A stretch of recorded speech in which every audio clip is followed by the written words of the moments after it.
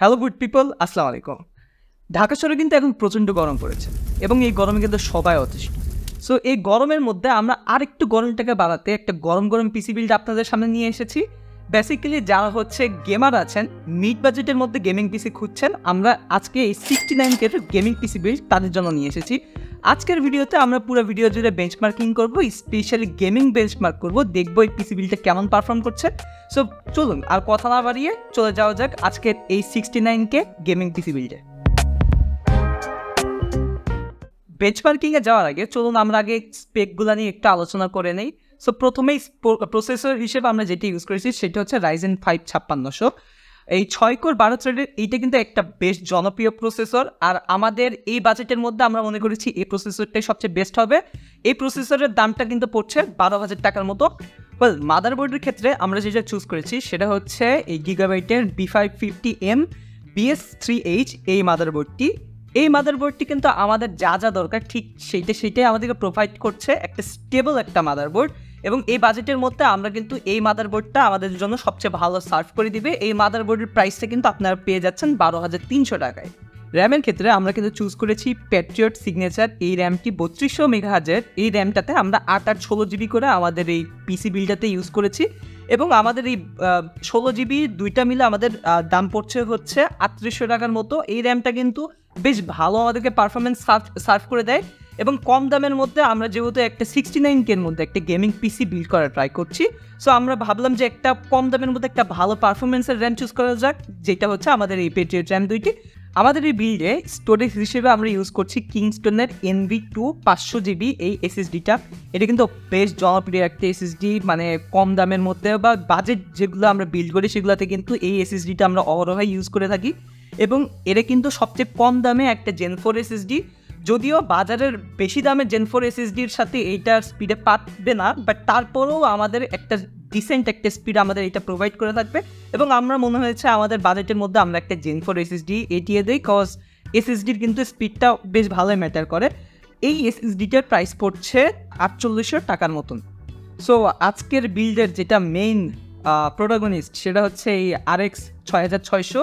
ফার্স্টে আমি এটার দামটা বলে দিই, সেটা হচ্ছে এটার দাম হচ্ছে 27,500 টাকার মতো। এখন আপনারা অনেকেই বলতে পারেন যে ভাইয়া আপনি তো এই বাজেটের মধ্যে A750 নিতে পারেন। অবশ্যই A750 কিন্তু হার্ডওয়্যার মানে পারফরমেন্স কিন্তু বেশ ভালো, হ্যাঁ, এবং হার্ডওয়্যার ক্যাপাবিলিটিসও কিন্তু বেশ ভালো। বাট আমরা কিন্তু আজকের টাইটেল দেখে আপনারা যা বুঝতেছেন যে এই পিসি বিলটা আমরা কিন্তু বেসিক্যালি গেমারদের ফোকাস করেছি।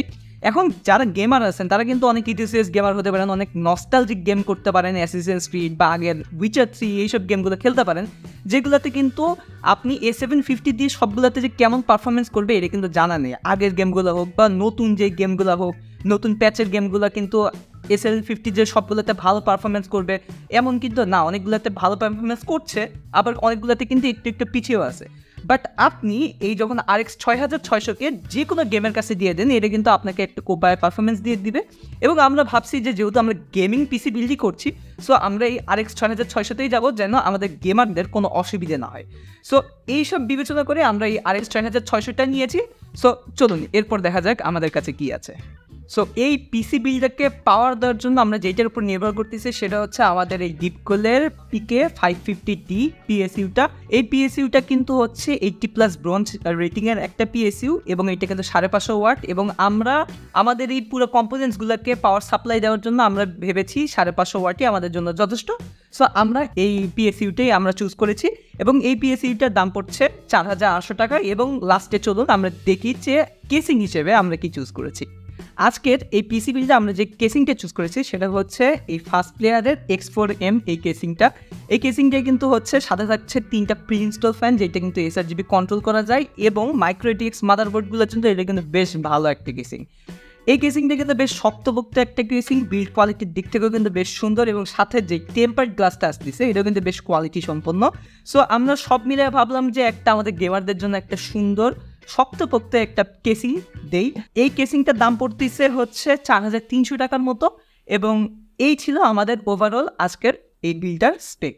সো আজকে আমরা যে পুরো স্পেকটা নিয়ে আলোচনা করলাম, এই পুরো পিসি বিলটা কিন্তু আপনারা পেয়ে যাবেন 69,500 টাকায়, এবং এই পিসি বিলটা কিন্তু আপনারা আমাদের টেকল্যান্ডের সবগুলো ব্রাঞ্চে অ্যাভেলেবেল পাবেন। তো এর সাথে যদি আপনারা যদি আরও কিছু পরিবর্তন করে নিতে চান সেটাও অ্যাভেলেবেল। সো চলুন আজকে আমরা আমাদের এই বেঞ্চমার্কিংয়ের সেগমেন্টে চলে যাওয়া যায়। সো বেঞ্চমার্কের ক্ষেত্রে প্রথমে আমরা চলে যাই সিনথেটিক বেঞ্চমার্ক।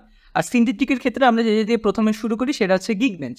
সো গিগ বেঞ্চের দিকে আমরা যখন বেঞ্চমার্ক করলাম তখন সেটাতে আমরা দেখি সিঙ্গেল করে সেটা 2075-এর মতন স্কোর তোলে এবং মাল্টি করে তোলে হচ্ছে 8874-এর মতন স্কোর। পরে আমরা এটার জিপিইউ ক্যালিবারকে মাপার জন্য যখন ওপেন সিএলে বেঞ্চমার্ক করলাম তখন দেখলাম যে এটা 74,474-এর মতন স্কোর পুশ করে, যেটা কিন্তু বেশ ভালো একটা স্কোর।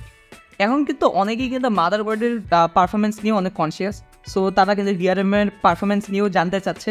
সো আমরা কিন্তু এখন তাদের জন্যই এই টেস্টটাও এবার আমাদের এই পিসি বিল্ডে রেখেছি। আমরা করেছি কি 30 মিনিটের একটা সিনেবেঞ্চের একটা লুপ চালিয়েছি, সেখানে আমরা দেখেছি ভিয়ারেন্ট টেম্পারেচার প্রায় 63 ডিগ্রি সেলসিয়াসের কিন্তু আশেপাশেই আমরা ওঠানামা করতে দেখেছি, যেটা কিন্তু খুব ভালো। এবং সাথে কিন্তু আমরা আমাদের প্রসেসরকেও দেখেছি বেশ ভালোই পারফরমেন্স করছে সমান তালে। সো পুরো ব্যাপারটা নিয়ে কিন্তু আমরা বেশ স্যাটিসফাই। এরপর থেকে কিন্তু আমরা মাদারবোর্ডের যে হচ্ছে বেঞ্চমার্কগুলো আছে এগুলো কিন্তু আমরা রেগুলার বেসিসে আমাদের এই পিসি বিল্ডগুলোতে অ্যাড করার ট্রাই করবো। সাথে কিন্তু আমরা এইটাও চেষ্টা করছি যেন আমরা আপনাদেরকে মাদারবোর্ডের কম্পারিজন এখন থেকে আপনাদের দেখাতে চাচ্ছি, যেহেতু বাজারে কিন্তু এখন অনেক মাদারবোর্ডের কিন্তু আমাদের কম্পিটিশন আছে। সো আমরা ভাবলাম যে এখন থেকে আপনাদের মাদারবোর্ডের যদি বেঞ্চমার্ক দেখানো যায় তাহলে আপনাদের জন্য চুজ করাও বেশ ইজি হবে। সো এরপরে আমরা যেটা করলাম সেটা হচ্ছে আমরা পিসি মার্ক 10 দিয়ে এইটাকে বেঞ্চমার্ক করলাম এবং সেখানে আমরা দেখলাম এইটার স্কোর এসেছে প্রায় 8399-এর মতন, যেটা কিন্তু ওয়ার্ল্ডের 96% পিসি থেকে কিন্তু বেশ ভালো।